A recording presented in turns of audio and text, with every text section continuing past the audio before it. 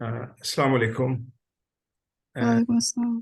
तो we are going to start from question number 5। तो ये ओके। असल में सिलेक्टेड क्वेश्चंस हैं। सिलेक्टेड क्वेश्चंस हैं और ये काफ़ी हेल्पफुल होंगे। अगर आप ये हम्म। कर लें तो मेरे ख्याल मोल का समझ लें कि पार्ट क्लियर है, आपको मोल का पार्ट क्लियर हो जाएगा। चलिए, ठीक है।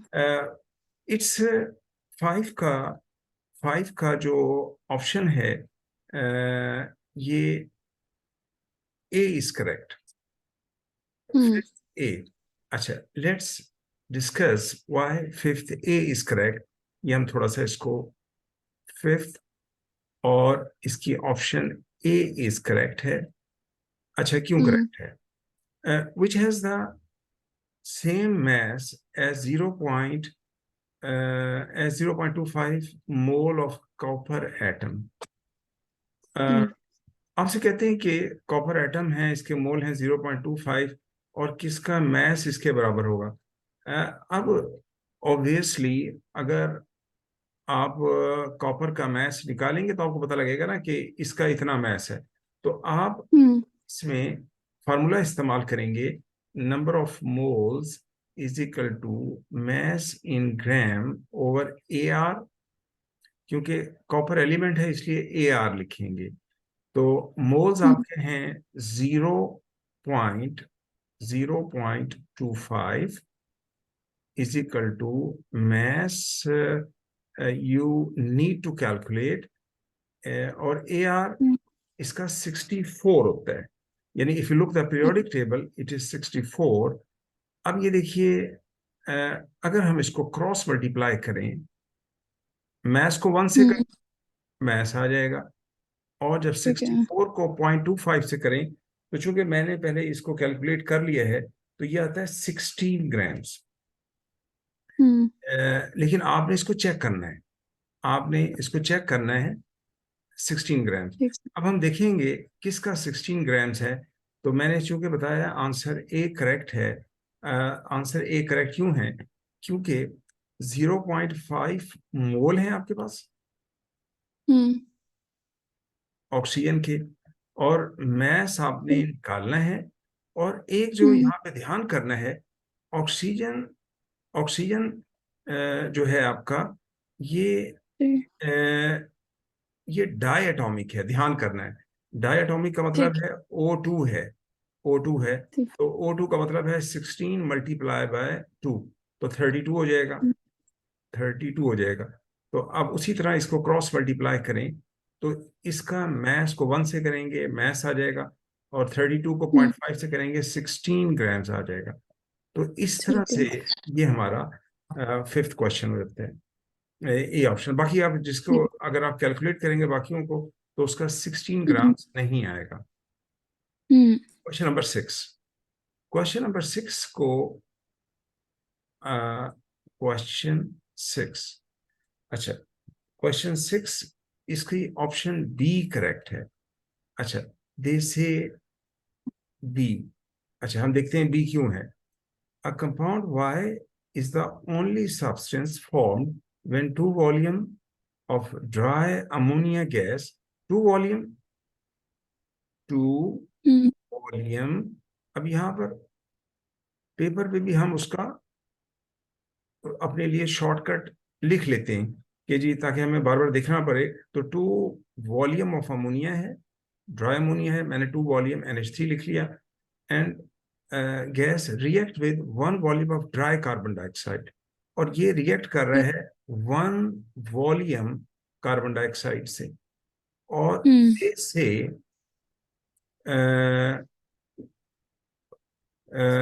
और what is the most likely formula of Y.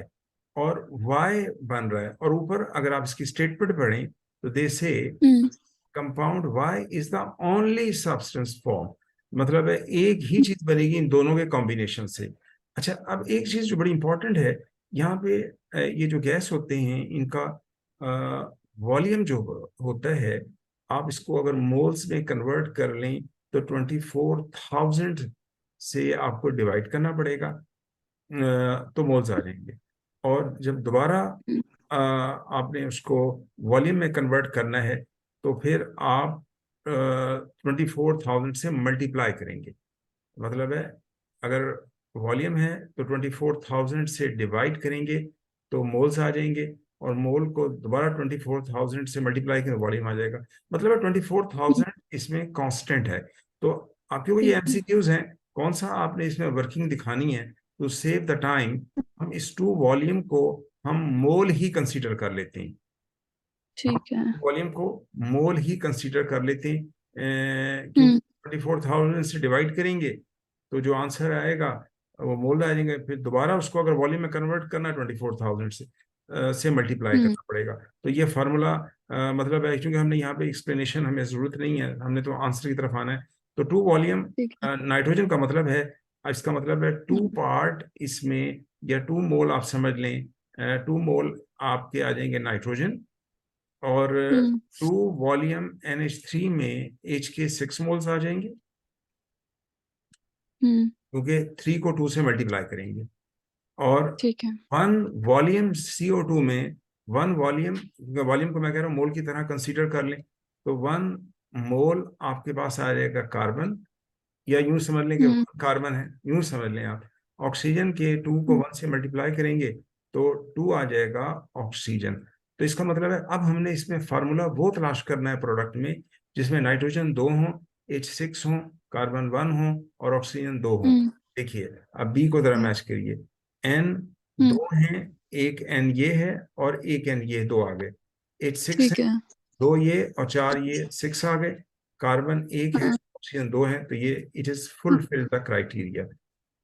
ठीक है, नंबर समझ आ गई। सेवन, तो सिक्स का option B basically it is correct option. Okay.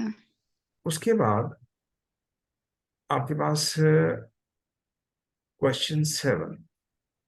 Hmm question seven का if you look, if you work out, तो सेवन का सी ऑप्शन करेक्ट है।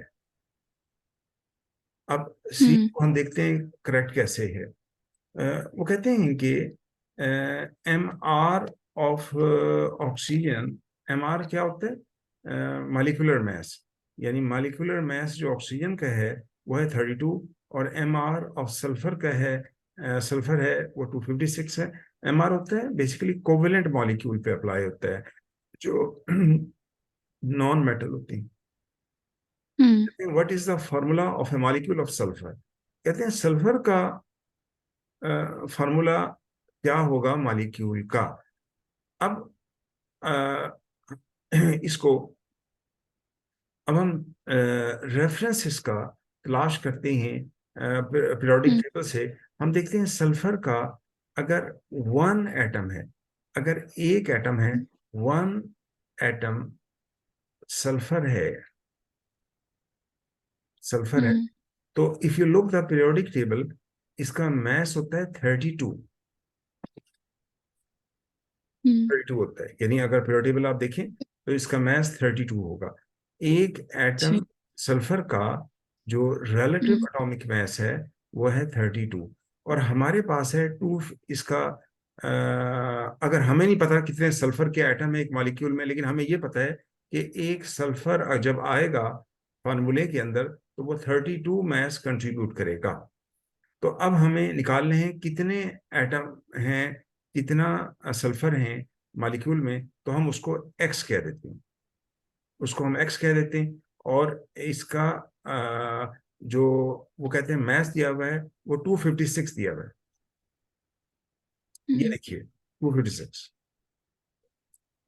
आर ठीक यू है। लुकिंग कि 256 या। ये दिया हुआ है। तो मतलब हम्म 256 अगर हो तो एक्स एटम आएंगे मॉलिक्यूल में। अगर 32 मास है तो एक एटम आता है, और 256 है तो एक्स एटम आएंगे। तो आप इसको क्रॉस मल्टीप्लाई कीजिए। जब आप इसको क्रॉस मल्टीप्लाई करेंगे तो 256 को वन से करेंगे तो 256 ही आ जाएगा, और हम्म 32x आ जाएगा। तो 32x इज इक्वल टू 256, और x की वैल्यू जब आप निकालेंगे तो 256 डिवाइड बाय 32, और जो मैंने कैलकुलेट किया हम्म मेरे पास इसका 8 आंसर आ रहा है। 256 divide by 32 it's answer is 8। इसका मतलब है सल्फर के एक मॉलिक्यूल में 8 एटम होंगे, और इसलिए इसकी ये जो ऑप्शन है हमारे पास, ये वाली, दिस इज करेक्ट, ये करेक्ट। या तो ये मैंने इसको शेड भी कर दिया, हाईलाइट कर दिया। तो दिस इज द वे। ठीक है। Hopefully it is clear. या अच्छा, उसके बाद क्वेश्चन 8 की तरफ प्रोसीड करते हैं। क्वेश्चन 8 में आपके पास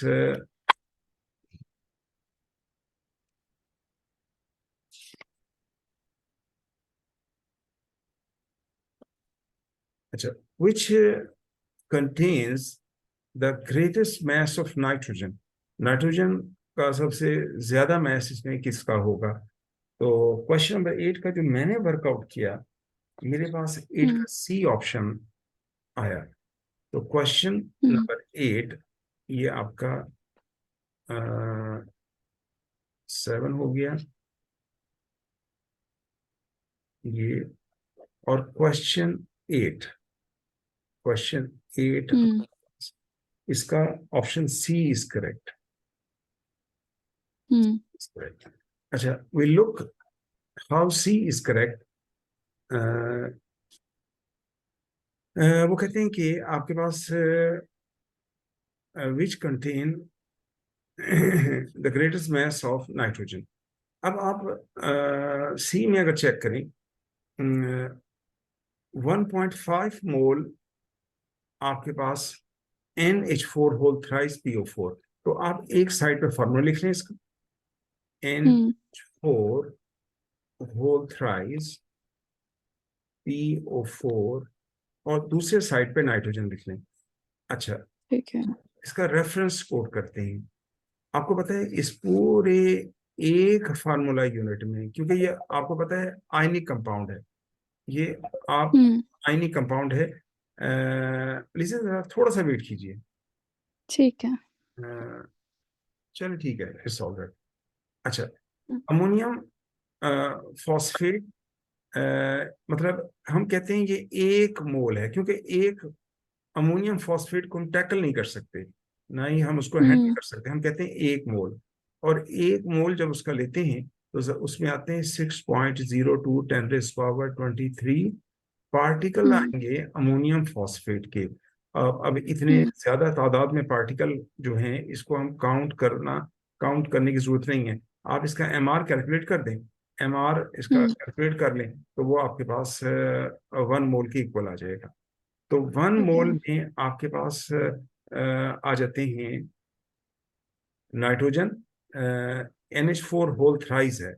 होल थ्राइस का मतलब है N3 मोल है, ठीक है। ये आपके 3 मोल है। अच्छा, हमारे पास है 1.5 मोल।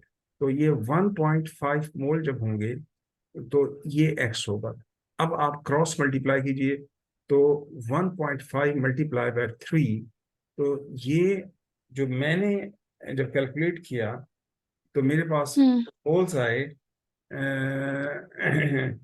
मैंने असल में ग्राम से किए हैं। चलें इसको ग्राम से ही करने तो ज़्यादा आसान हो जाएगा आपका, क्योंकि हमें आंसर जो यहाँ पे निकालना है, ग्रेटेस्ट मैथ निकालना है। लीजिए, आर यू लुकिंग?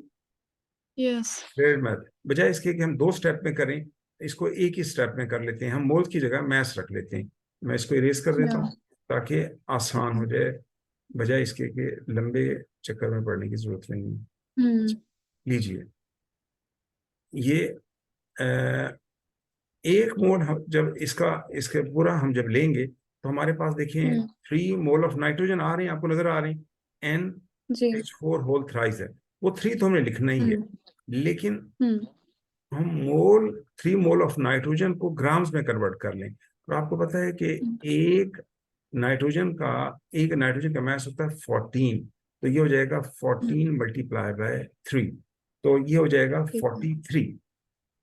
मतलब 1 मोल इसका पूरा लेंगे तो हमारे पास 43 ग्राम नाइट्रोजन आएगा, और 1.5 मोल जब आप लेंगे तो X आएगा। तो जब क्रॉस मल्टीप्लाई करेंगे तो X की वैल्यू मेरे पास आ जाएगी 1.5 मल्टीप्लाई 42, तो ये आ जाएगा 63 ग्राम। तो ये 63 ठीक। ग्राम आ जाएगा। और हम्म, जब आप इसको कंपेयर करेंगे किसी दूसरे के साथ, तो सबका मैस इससे कम आएगा। लेकिन आपने क्या करना है, ये मैं टू सेव द टाइम, ये मैं आपको एक ग्लिम्स बता रहा हूँ इसकी ना, एक जिसे कहते हैं झलक, कि ये इस तरह से हो रहा है। लेकिन आपने ठीक। सारी ऑप्शंस पे वर्कआउट करना है, सारी ठीक ऑप्शन है। को लेना है, ताकि एक एक चीज ओके। नहीं हो। फिर अगर प्रॉब्लम होगा तो मुझसे आपने डिस्कस भी करना है कि ये ऑप्शन क्यों ओके। नहीं की। क्लियर हो रहा है? या। ताकि मैं, क्योंकि I want to save the time. अच्छा, अब 9.5 मोल हाइड्रोक्लोरिक एसिड है, is added gradually to a flask containing 20 cm cube of 2 mole per dm cube sodium hydroxide solution. What is the total volume in cm cube of the mixture in the flask when the solution is just neutral?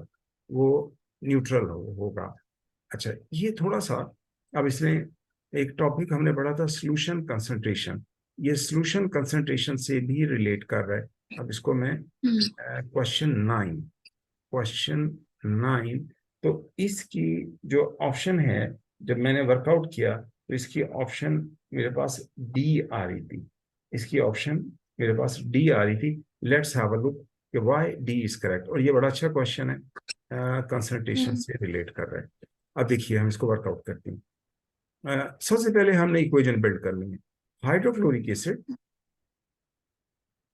HCl और plus, और आप इसको react करा रहे हैं, is gradually added to a flask containing 20 cm cube of 2 moles sodium hydroxide. Sodium hydroxide flask में है, आप इसको रिएक्ट करा रहे हैं और रिएक्शन हो रहा है, और it forms NaCl plus H2O, और naturally it is balanced, it is already balanced, तो ये 1:1 में रिएक्ट करता है। अच्छा, अब हम आप देखिए कि हमारे पास 20 cm क्यूब ऑफ 2 मोल पर DM cube sodium hydroxide given है, और ये है वॉल्यूम, 20 cm क्यूब वॉल्यूम है, और ये मैं इसको अंडरलाइन कर रहा हूँ, और 2 मोल पर डीएम क्यूब कंसंट्रेशन है। हमें कैसे पता लगा कंसंट्रेशन है? डीएम क्यूब का मतलब होता है 1 लीटर। 1 लीटर में जो सोडियम हाइड्रोक्साइड के जो मोल हैं वो 2 मोल हैं, तो मतलब इतने मोल हैं 1 डीएम क्यूब में, तो ये उसकी कंसंट्रेशन होती है। तो और 20 cm, तो हम सबसे पहले अब इसको N=CV अप्लाई करें, और C है 2 मल्टीप्लाई 20, और ध्यान ये करना है डिवाइड बाय 1000 भी करना है, क्योंकि अगर CM क्यूब हो तो डीएम क्यूब में चेंज करना है। अब मैंने इसको कैलकुलेट किया, तो ये मेरे पास आंसर आ रहा है 0.04 मोल। तो मेरे पास आया 0.04 मोल, मेरे पास आंसर आया। ये HCl के मेरे पास ये हो गए NaOH के, ये मोल मेरे पास आए NaOH के, ये मैंने NaOH N के नीचे लिख दिया। N का मतलब होता है नंबर ऑफ मोल्स। अब ये मेरे पास आ गए, हमसे पूछ ये रही आपने पॉइंट क्वेश्चन में 0.5 मोल पर डी हाइड्रोक्लोरिक एसिड डाला है, gradually to the flask containing 20 cm cube of 2 mole per dm cube sodium hydroxide solution. What is the total volume in cm cube of the mixture in the flask when the solution is just neutral? अब इसका मतलब है आपके पास है एक flask के अंदर, ये आपके पास फ्लास्क है, इस फ्लास्क के अंदर था NaOH, और आप ऊपर से यहां से आप डाल रही हैं थ्रू ब्यूरेट या कोई और चीज, मेजरिंग सिलेंडर, उससे डाल रहे हैं 0.5 मोल पर डीएम क्यूब, ये ऊपर से डाल रहे हैं।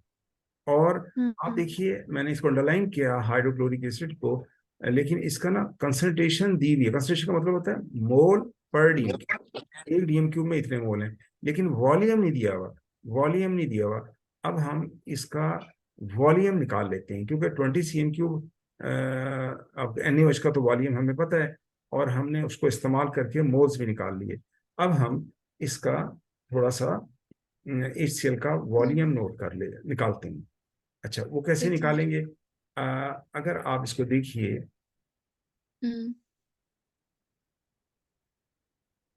ये आपके पास है, ये इक्वेशन आपके पास ये लिखी हुई है आपकी। इक्वेशन है HCl रेशो NaOH, ये 1:1 में रिएक्ट करता है, 1:1 में रिएक्ट करता है। और NaOH के मोल हमारे पास हैं 0.04, तो ये HCl के मोल X हो जाएंगे, क्रॉस मल्टीप्लाई करेंगे तो मोल N ऑफ HCl सेम आ जाएंगे 0.04 मोल के आ गया। ये यानी क्या, हमने पहला स्टेप क्या किया, हमने NaOH के मोल्स निकाल लें क्योंकि डेटा गिवन था, और फिर हमने उस मोल को इस्तेमाल कर कर, इक्वेशन को इस्तेमाल कर कर HCl के मोल्स निकाल लिए। अब हमने मोल्स क्यों निकाले? उसकी वजह यह है कि हमारे पास, if you look the statement, हमारे पास ये क्वेश्चन में हाइड्रोक्लोरिक एसिड के, इफ यू लुक, हमारे पास हाइड्रोक्लोरिक एसिड के कंसंट्रेशन गिवन है, कंसंट्रेशन गिवन है, तो कंसंट्रेशन को इस्तेमाल कर कर मोल हमने निकाल लिए हैं। आप जरा देखिए, कंसंट्रेशन है 0.5 मोल पर डीएम क्यूब, ऐसे ही है ना? तो 0.5 मोल जी। पर डीएम क्यूब हमारे कंसंट्रेशन है, वॉल्यूम हमने नीचे निकाल लिया है खुद। तो इसको इस्तेमाल कर कर हम अब वॉल्यूम निकाल लेंगे HCl का। देखिए मैं निकालता हूँ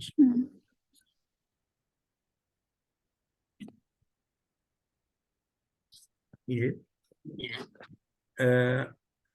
नेक्स्ट इसमें वही आपने N=CV आपने इस्तेमाल करना है फार्मूला। नंबर ऑफ मोल है 0.04 और कंसंट्रेशन 0.5 थी ना मेरे ख्याल, 0.5 थी मेरे ख्याल, और 0.5, हाँ 0.5 थी। और वॉल्यूम आपने निकालना है, तो वॉल्यूम निकालना है, वॉल्यूम को सब्जेक्ट बनाइए। तो वॉल्यूम = 0.04 डिवाइड बाय 0.5। जब हम इसको डिवाइड करते हैं तो मेरे पास जो आंसर आ रहा था इसका, वो आ रहा था 0.08। मेरे पास आंसर आ रहा था 0.08। तो मेरे पास आ रहा था, यानी जब मैं इसको डिवाइड किया तो मेरे पास आया 0.08। और ये याद रखिए, जब आंसर आता है वॉल्यूम का तो नेचुरली ये डीएम क्यूब में आता है, क्योंकि जब हम वॉल्यूम पुट करते हैं तो डीएम क्यूब में पुट करते हैं, जब आंसर आता है तो वो भी डीएम क्यूब में आता है। और यूजुअली आंसर हम देते हैं वॉल्यूम तो वो CM क्यूब में देते हैं। तो ये डीएम क्यूब है, इसको मल्टीप्लाई बाय 1000 कीजिए। जब 1000 करेंगे तो आपके पास ये आ जाएगा 80 CM क्यूब,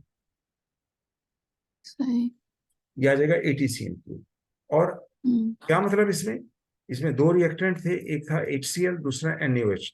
NaOH का वॉल्यूम उसने दिया था 20, उसको इस्तेमाल कर कर, उसकी कंसंट्रेशन को इस्तेमाल कर कर हमने मोल निकाले। फिर इक्वेशन की हेल्प लेकर हमने HCl के मोल निकाले। जब HCl के मोल आ गए तो HCl का कंसंट्रेशन हमें दिया हुआ था, हमने उसका वॉल्यूम निकाल लिया तो वो 80 बन गया। अब 80 इसका है और 20 है NaOH का, तो टोटल हमारे पास हो गया 100 CM क्यूब। और इसीलिए I show you the option कि इट इज 100। ये ऑप्शन डी इज करेक्ट। ठीक है। तो ये इस तरह से, ये थोड़ा लेंथी था, ये थोड़ा लेंथी था, लेकिन मतलब नहीं है, ये थोड़ा सा लेंथी था। तो ऐसे भी होंगे क्वेश्चन जी। अच्छा, अब क्वेश्चन नंबर 10। क्वेश्चन नंबर 10 में हमें कहते हैं two of the reactions used in the manufacture of nitric acid given है, और what is the maximum number of moles of nitric acid which could be formed from 1 mole of nitrogen monoxide। एक मोल अगर nitrogen का हो, देखिए अब अगर आप इस इक्वेशन को, ये 10 का जो मैंने वर्कआउट किया तो मेरे पास 10 का ऑप्शन बी आ रही थी, मेरे पास 10 की बी ऑप्शन आ रही थी। ये why is it B, let's have a look. ये बी मेरे पास ऑप्शन थी। अब यहाँ देखिए इक्वेशन, पहले इक्वेशन को अंडरस्टैंड करें। वो कह रहे हैं कि 2 मोल NO क्या होता है, नाइट, ये होता है नाइट्रस ऑक्साइड भी कहते हैं, नाइट्रोजन 2 ऑक्साइड भी कहते हैं इसको। ठीक और है। ये चेंज हो जाता है NO2 में, पहले रिएक्शन में। हम्म, 2 मोल जी। NO के हैं, 2 मोल NO हैं, तो 2 मोल ही NO2 बनते हैं। और जब NO2 बनेगा तो नीचे NO2 जो ऊपर से आ रहा है वो इस्तेमाल होगा वाटर की प्रेजेंस में, O2 की प्रेजेंस में HNO3 बनाने के लिए, तो HNO3 बनेगा। हम्म, मतलब है we make use of both equation. तो सबसे पहले हमने क्या करना है, हम देखेंगे इक्वेशन 1 का रेफरेंस। इक्वेशन 1 हम देखेंगे, NO रेशो NO2। हम्म, NO अगर 2 मोल हैं तो NO2 भी 2 मोल है। ठीक इक्वेशन है। बता रही है, हमें नजर आ रहा है ना, 2 मोल है जी। और 2 मोल है। और हमें उसने हम्म, क्वेश्चन किया है what is the maximum number of mole of nitric acid which could be form from 1 mole of nitrogen. Nitrogen monoxide, nitrogen monoxide, NO को नाइट्रोजन मोनोऑक्साइड भी कहते हैं। तो 1 मोल अगर इसका है तो X होगा। तो जब आप हम्म, इसको क्रॉस मल्टीप्लाई करेंगे तो 2 × 1 2 और इक्वल टू 2x। एक्स को सेपरेट बनाएंगे तो you get 1 mole, you get okay. 1 मोल। या। तो मतलब है 1 मोल। इक्वेशन 1 के जरिए हम 1 मोल NO से 1 मोल NO2 बनाएंगे। और आप ये देखिए, टाइम ज़ाया करने की जरूरत नहीं होती, यहाँ 2 मोल है तो ये भी 2 मोल है, तो 1 मोल है ये भी वन ठीक है। मोल है। ये तो मैंने आपको करके दिखाया है, ये तो मैंने आपको हम्म, करके दिखाया है, वरना वैसे ही निकल सकता है। अब इसका मतलब इक्वेशन 1 से 1 मोल NO2 बन गया आपका। अब आप आ जाइए नीचे वाली इक्वेशन में, NO2 रेशो HNO3, ये मैं लेफ्ट साइड पे कर रहा हूँ। ये अगर 4 है तो ये 4 बनते हैं, तो ये भी बाय चांस सेम है, 4 मोल है तो 4 मोल HNO3 बन रहा है। ये 4 मोल बना रहा है, ऐसे ही है ना। और 1 मोल जी। X बनाएगा तो मतलब है सेम, हम्म, वो भी 1 मोल बनेगा। तो 4, वो 1 से 4 डिवाइड बाय 4 करेंगे तो 1 आ जाएगा, तो ये 1 मोल आ जाएगा। तो इसीलिए this is option B is correct. ठीक है। Is clear? Yeah. Next is, what is the concentration of a solution containing 1 gram of sodium hydroxide in 250 cm cube of solution? देखिए, इट्स वेरी इजी। कंसंट्रेशन का formula आपको पता है, ये N is equal to CV, वही इस्तेमाल करते हैं। 11 जो मैंने वर्कआउट किया तो इसका ऑप्शन बी निकल रहा था, इसके ऑप्शन बी निकल रहा था। तो why is it B is correct, देखते हैं। N is equal to, formula है CV, आपके पास है। N का मतलब moles, what is the concentration, C, C is concentration निकालनी है। मोल्स आपके 1 ग्राम सोडियम हाइड्रोक्साइड है, 1 ग्राम मोल। N को सब्सिट्यूट करते हैं mess in gram over MR, क्योंकि 1 ग्राम दिया हुआ है। सोडियम हाइड्रोक्साइड का फॉर्मूला NaOH होता है, और इसका MR जब आप निकालेंगे NaOH का, Na का 23 होता है, प्लस 16 प्लस 1, तो ये हो जाएगा 40। ठीक है। और मल्टीप्लाई वॉल्यूम आपके पास 250 है, और CM³ को DM³ में चेंज करना है। जब अपने वॉल्यूम को पुट करना है तो DM³ में चेंज करना है, अगर CM³ में है। तो अब C को सब्जेक्ट बना लिए, C को सब्जेक्ट बना लें, और 1/40 मल्टीप्लाई इसका रेसिप्रोकल ले लें आप, 1000/250।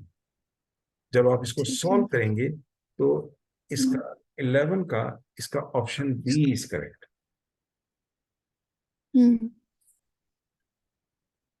Is it clear? यस। ठीक हो गया। अच्छा, उसके बाद ये आपका हमारा एक पेज मुकम्मल हो जाता है। ठीक है। अब ये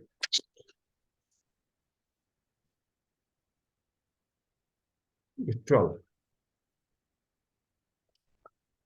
12 में वो कहते हैं sodium hydrogen carbonate decomposes on heating. Sodium hydrogen carbonate, bicarbonate, hydrogen carbonate, ये एक ही चीज को एड्रेस करते हैं। फार्मूला होता है NaHCO3 और ये Na2CO3 वाटर और कार्बन डाइऑक्साइड बनाता है। वो कहते हैं कि in an experiment 5 mole of sample of sodium hydrogen carbonate is heated, which volume of carbon dioxide measured at room temperature and pressure is evolved। तो ये आपने निकालना है। अब वेरी सिंपल, अब देखिए आपके पास इक्वेशन दे दी है उसने, इक्वेशन दे दी है कि जी Na और 12 का मैंने वर्कआउट किया, मेरे पास ऑप्शन डी आ रहा था, मेरे पास ऑप्शन इसका डी आ रहा था। Let's have a look question number 12। लेकिन आपने इसको सारों को करना है, आपने इसको सारों को वर्कआउट करना है कि ये ऑप्शन क्यों नहीं, ये ऑप्शन क्यों नहीं। मतलब ये है कि इसको वर्किंग करेंगे तो प्रैक्टिस होगी। 12 का डी,